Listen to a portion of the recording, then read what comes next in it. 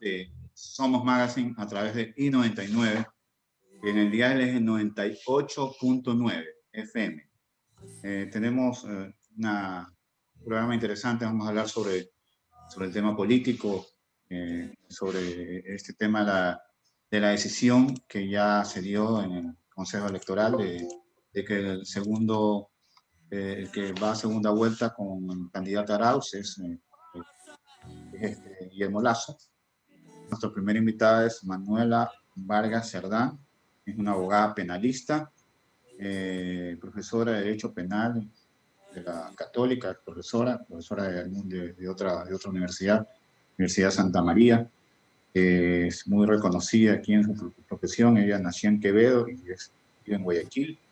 Es una abogada muy conocida, domina varios campos de su propia profesión. Normalmente cuando el Estado o el gobierno recurre a ciertos organismos internacionales para cualquier otro beneficio, por ejemplo, el Fondo Monetario, por algún crédito, alguna cosa, son los organismos internacionales los que nos exigen ciertos cambios en nuestra legislación interna. Y en este aspecto se ha establecido que esto era una condición sine qua non para el desembolso de ciertos créditos internacionales. ¿Ok? Entonces, de alguna u otra manera, no solamente pasa en Ecuador, pasa en muchos países de Latinoamérica que vamos en la medida de lo posible coordinando estas leyes anticorrupción. De tal suerte que nos demoramos, sí, bastante, sí, pero lo importante es que ya lo tenemos y de alguna u otra manera podemos ir luchando, Gabriel, en estos actos que sí, la verdad, a todos nos molesta, nos afecta, nos sentimos un poco desesperados porque la situación en el Ecuador, la institucionalización está inundada de corrupción en todos los ámbitos. Así que yo creo que esta ley nos puede ayudar, y si le agregas que en lo futuro ojalá salga la ley de extinción de dominio, yo creo que la actividad nuestra, de todos los ciudadanos que tengan que ver con los actos en la función pública, sí se va a sentir un poco, digamos, controlada. Importante, Gabriel, que estos cambios no solamente tienen que ver con el ámbito de la función pública, porque lo interesante de aquí, de estas reformas al Código Orgánico Integral Penal, es precisamente que trae un artículo que nos llama mucho la atención, sobre todo los abogados que andamos en el campo del sector privado. ¿Cuál es este artículo? El artículo que es el 320, que es un agregado, por eso es que a continuación del artículo 320 del COIP hay 320.1, dice la reforma, y se trata de los actos de corrupción en el sector privado. Es decir, los asambleístas no solamente analizaron los actos de corrupción en las instituciones públicas, sino que también hay actos de corrupción en la empresa privada. De tal suerte que esto es simple y llanamente, es una lectura que nosotros damos a que la sociedad ecuatoriana está en todo el marco, en todas las actividades, tanto públicas como privadas, infectadas por el tema de la corrupción. Y este artículo, que es interesante, que se trata de actos de corrupción en el sector privado, es una especie que yo creería que quizás un poco exagerado, porque ya teníamos otros tipos penales para acabar con estos temas, pero enmarca una cantidad de actividades que yo creo que, más allá de lo confuso que ha sido, lo que va a traer probablemente son demandas de inconstitucionalidad con relación a este artículo. Porque aun cuando la intención es socavar un poco el tema de la corrupción en el sector privado, yo creo que fueron muy al fondo y se confundieron con otros tipos penales, de tal suerte que este artículo yo sí lo noto un poco confuso y un poco, no puedo decir arbitrario, pero sí ha ido más allá de la intención que se tuvo en su momento para combatir el tema de la corrupción. Bueno, aunque sea a la despedida, los asambleístas han hecho algo positivo y obligados, obviamente, presionados por un ente internacional porque si hubiera sido por iniciativa, no lo hacían nunca. En todo caso, es importante saber que igual lo han hecho, Así como es. sea, obligados o no, pero lo han hecho. Entonces eso parte una nueva forma también de actuar ahora en el campo, en todos los campos, en el campo lo privado y público. Ahora va a haber sanciones, va a haber más rigurosas y eso nos ayuda muchísimo como país.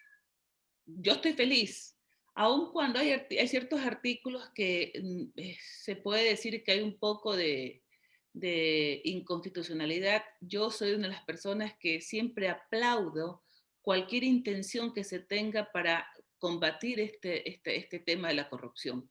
Ya, al igual que tú, yo, todos los ecuatorianos estamos cansados de tanto acto de corrupción y sobre todo los actos de corrupción que quedan en la impunidad, que es probablemente un porcentaje muy La alto. mayoría, ¿Sí? diría que la mayoría, es muy raro cuando hay una sanción a alguien. Lo Nunca que hay pasa una... es que a veces la gente tiende a pensar, por ejemplo, que los crímenes o los delitos solamente son delitos de asesinato o alguna otra cosa así. Ah, Pero debemos tener claro que no, delincuente, aquella persona que delinque también es aquella persona que comete actos de corrupción. Y no. la sociedad ecuatoriana debe tener claro que aquellas personas necesariamente tienen que cumplir con una condena, tiene que haber una sentencia y tiene que inmediatamente responder aquella persona frente al acto que ha cometido. Sí, bueno, muy interesante. Sería bueno ampliar un poco, quizás hacer un programa, un tema expreso sobre esta situación, que es muy importante, obviamente, básico.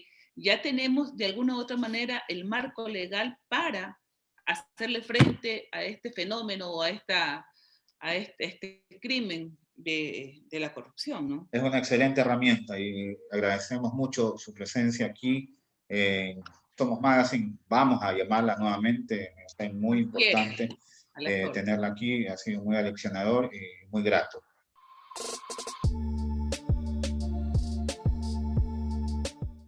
Marcel Ramírez Ror nació en Guayaquil, se graduó en el Colegio Cristóbal Colón, ingeniero industrial, graduado en la Universidad Distrital de Bogotá, Colombia, es administrador de empresa, graduado en la Universidad Católica de Chile, es máster en Administración de Empresas en la Universidad de Miami. Ingresa al grupo SCL en el año 2010, con base en Colombia. Se ganó el puesto después de haber diseñado una base digital para almacenar datos en la época de Big Data. Luego el grupo creó la empresa Cambridge Analytics para empezar a desarrollar una estructura de campañas electorales digitales basada en la minería de datos. No tiene nada que ver la minería con el oro que dice que va a sacar Arau de los celulares. Es No, otra nada cosa. que ver. Minería de Es otra datos. cosa. En el 2016, Bradley Parker lo llamó Cambridge y lo llevó a trabajar en la campaña de Donald Trump desde el 2016 hasta noviembre de 2020. En la campaña desarrollaron una minería de datos y empezaron a usar la inteligencia artificial, lo que los llevó al triunfo en el estado de Florida. Gabriel, ¿cómo está? Buenas tardes. Gracias por la oportunidad que me da para contar un poco sobre esta nueva tecnología que, bueno, es nueva en América Latina, pero ya se implementó en las últimas campañas presidenciales en los Estados Unidos, tanto en la de Trump como en la de Biden. Esto es algo que se llama minería de datos, inteligencia artificial. ¿Qué hace esto de aquí? Recoge toda la información del Internet, de redes sociales, la recopila junto con los censos y los históricos resultados electorales y esto crea una gran base de datos que nos permite a nosotros poder ir viendo los comportamientos de las personas en el Internet. Hoy el 70% de las personas están en el Internet, de una u otra manera están en el Internet. En Ecuador, el 47% de personas tienen Internet en sus casas, en sus hogares, pero el 80% de las personas tienen un teléfono inteligente conectado a Internet o a redes sociales. Hoy en día ya la gente no se sienta frente a un televisor a ver televisión. La gente mira por la aplicación, la televisión. O mira el YouTube, buscas un Wi-Fi y te sientas a ver el YouTube. Entonces, hay una nueva era en la cual estamos enfrentando y eso ya lo ven venir los estrategas, los nuevos estrategas políticos. Y por eso es que están yendo, ya creando nuevas tecnologías para el desarrollo de la actividad electoral. Eso nos demuestra que estamos frente a una nueva era de campañas digitales y campañas electorales. Hay una nueva versión de todo esto, que es la tecnología. Ahora en el proceso, Marcel, ¿qué pasó con el conteo rápido que falló? ¿Qué pasó? ¿Qué crees tú que pasó? ¿Y cómo ayudaría un sistema como el tuyo en un proceso como este que hemos tenido aquí en el Ecuador? Bueno, mira, en primer lugar, el conteo rápido fue un error de parte del CNE. Fue una torpeza sin nombre el votar una cifra al público cuando había un empate técnico en el segundo lugar. Porque eso era un empate técnico. Y hoy en día todavía sigue siendo un empate técnico, porque son 30.000 votos la diferencia entre el uno y el otro. O sea, son décimas. O sea, la Ahora, intención del CNE. yo pienso que Lazo tiene que empezar a concentrarse en la campaña digital, empezar a medir esa campaña digital y empezar a ver los temas que más sensibilidad traen a la gente, que más van a llamar la atención de la gente.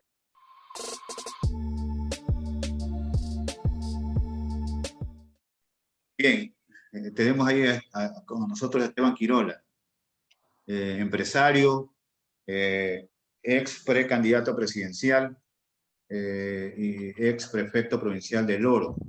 Es una gran campaña, una gran labor en el Oro, hizo su bastión en su provincia y ahora pues es un joven preeminente activista político. Esteban Quirola es un académico, economista, especialista en finanzas, con mención en gestión empresarial en la Escuela Politécnica del Litoral y un diplomado en formación de gestión pública en la Universidad Católica de Guayaquil. Ha hecho muchos cursos, muchas cosas importantes que sería difícil aquí mencionarlas todas. En todo caso, le damos la bienvenida. Muchas gracias por estar con nosotros en Somos Magazine. Tienes una proyección muy grande según unas encuestas que yo estaba revisando. Tienes entre las nuevas figuras de la política de la costa, tú estás bien ubicado ahí entre estados. ¿Estás tú pensando en hacer una nueva agrupación? Quizás eso se convendría más que prestar partidos políticos. Veíamos la cuarta vía. ¿Cuál es la cuarta vía? La que tomó Javier Hervas. En política ya tú puedes, con los estudios sociológicos, con los estudios estadísticos, tú ya puedes saber cómo se van a ir moviendo las piezas y qué puede suceder en política y a dónde tienes que apuntar y cuál tiene que ser tu meta. Y justamente la meta de nosotros era tomar esa cuarta vía y que esa cuarta vía nos lleve a una segunda vuelta. ¿Cómo ibas a llegar a la segunda vuelta? Nosotros le preguntamos a los ecuatorianos, hicimos un estudio obviamente profundo dentro de los ecuatorianos, ¿en quién confían más los ecuatorianos? Y la primera respuesta siempre fue en mi familia. En todo caso, ¿qué planes tienes tú políticos en ese sentido? Tú la tienes totalmente clara la figura, pasó lo que pasó, ya eso queda atrás. En todo caso, ¿qué hacer de aquí en adelante, en tu caso, para no quedarnos solamente en lo que se pudo haber sido y no se hizo? Bueno, yo voy a continuar observando desde muy de cerca lo que está sucediendo en estas elecciones. Obviamente hay que resaltar que con el CNE como está, muchos jóvenes de alguna manera no se ven incentivados en querer participar en política, viendo que pueden ser víctimas no de los votantes, sino de quienes cuentan los votos. Yo he decidido ir a participar, ir a opinar, ir a poner el pecho, ir a decirle a la gente, esto es lo que somos, en esto creemos y de esta manera vamos a rescatar el país. Darme a conocer a nivel nacional, que la gente conozca quién es Esteban Quirola.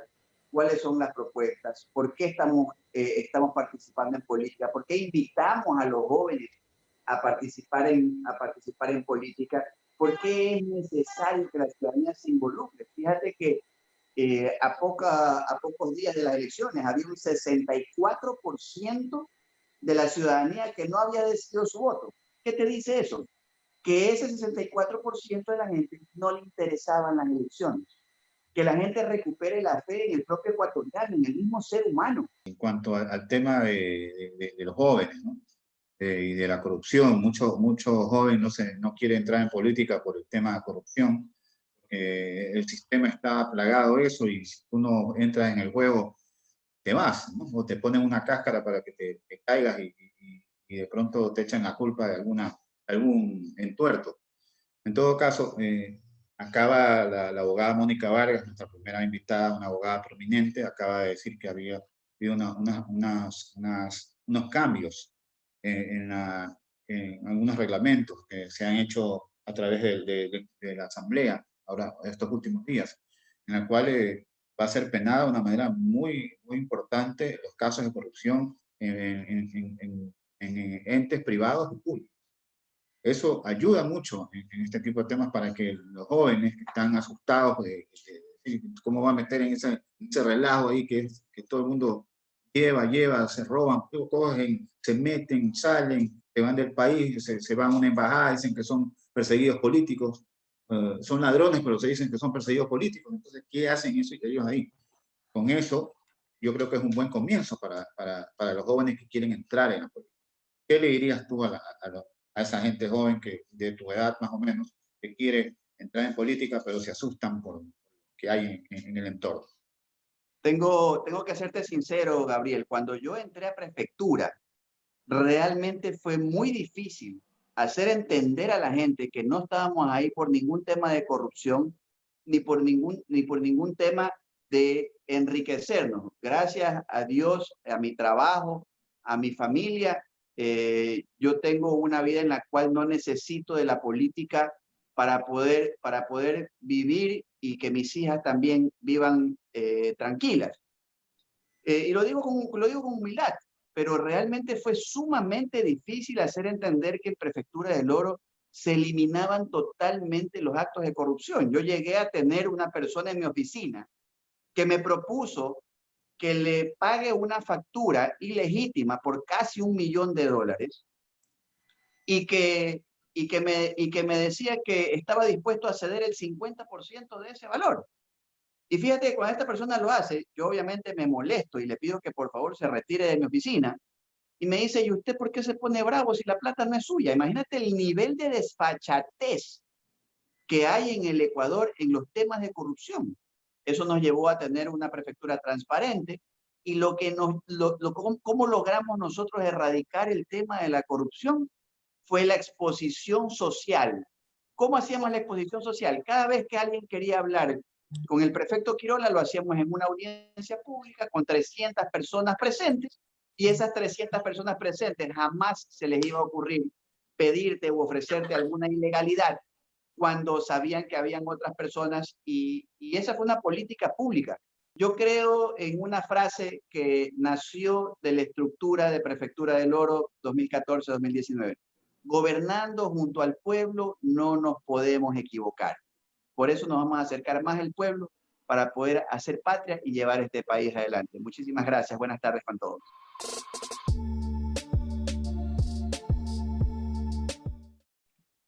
José Alvear Campodónico, bienvenido nuevamente. Estamos hablando de algunos temas. ¿Qué hace, por ejemplo, un empresario como tú ingresar queriendo, hay que alertar, hay que hacerle barra a los empresarios, a la gente joven para que tomen la batuta de este país que cayó en unas situaciones muy difíciles en cuanto a corrupción? El pueblo ya en la primera vuelta castigó a muchos de ellos.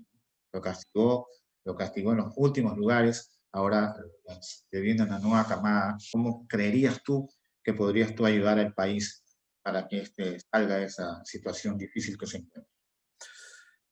Bueno, mi querido Gabriel, definitivamente yo creo que cuando uno quiere servir a su patria, tiene que servirlo desde su trinchera. En este caso, uno tiene que arrancar siendo un buen alumno, siendo un buen hijo, preparándose en la universidad y saliendo a ofertar o aportar, mejor dicho, algo a la sociedad civil desde el balcón que uno elija. En este caso, nosotros lo hicimos desde el balcón de los negocios internacionales en un principio, luego de las asistencias, de las redes de asistencias y por último, hoy en día a través de una compañía de seguros médicos. Obviamente han sido yo diría que un año y pico muy duro, pero bueno, este tiene que ser un año donde tiene que primar la solidaridad más que las metas comerciales. Usted ha dicho algo interesantísimo. La actual clase política bastante desgastada a todo nivel, izquierda y derecha, creo que ha fracasado rotundamente. Tenemos un candidato hoy en día que representa al correísmo, que realmente mucha representatividad no tiene. Este país se sigue manejando en función de caudillos y en este caso atrás de este candidato hay un caudillo. Estamos viviendo tiempos difíciles en varios aspectos, sobre todo movidos de un tema de una pandemia que nos está afectando a nivel mundial. Las autoridades y la gente le echan la culpa al ciudadano este rebrote de la pandemia. Dicen que se mojaron allá, se lanzaron agua, se lanzaron carioca encima, bailaron sin protección. El otro, en el suburbio de Guayaquil, sacaron las piscinas a la calle, los policías fueron a reprimirlos y le cayeron encima.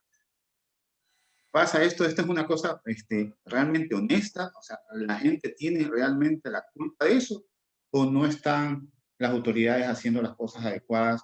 Quizás debió haberse tomado medidas preventivas que no se tomaron, que hacen, por ejemplo, las Fuerzas Armadas o la base naval de Salinas, puede haber salido también a ayudar a los policías, que pocos, que hay algún sector que no los respeta porque no pueden utilizar armas, no pueden utilizar nada de represión, no pueden reprimir a nadie. Reprimen a alguien, toda la gente, pobrecito, el que le dan un toletazo y no ven que esa persona está cometiendo un problema que nos atañe a todos, ¿ya? ¿Tú crees que las autoridades no están tomando las directrices necesarias para que esta pandemia mejore? Lo digo esto porque a pesar de que puede ser un problema sanitario, pero también tiene que ver con lo económico, con la parte de salud, con la parte política, con todo. Yo creo que este es un gobierno muy limitado, no solamente en cuanto a recursos económicos, sino también en cuanto a gente capacitada en ciertas áreas, no en todas.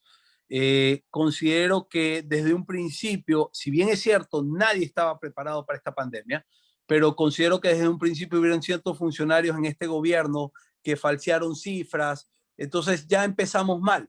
Lo que te trato de decir es que este gobierno ha sido muy mediocre. Creo que ya este país ya no aguanta más tecnócratas que en su vida trabajaron y que vienen solamente con la teoría. Necesitamos gente que separar la tierra, gente que sepa trabajar, que sepan hacer un oficio, gente que sepa manejar, que genere empleo, que sepa cómo generar empleo. Hay muchos candidatos a la presidencia de los asambleístas que hablan de empleo. Vaya, pregúnteles usted, mi querido Gabriel, ¿a cuántas personas le dan empleo?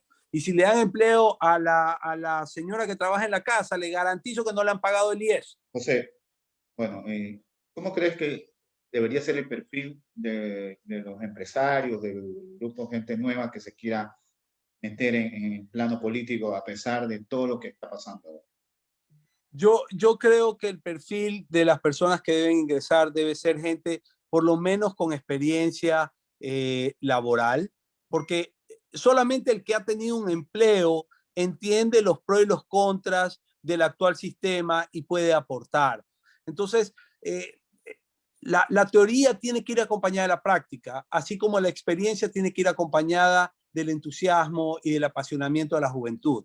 Muy buenas tardes, hasta la próxima semana tendremos más Somos Magazine a través de I92.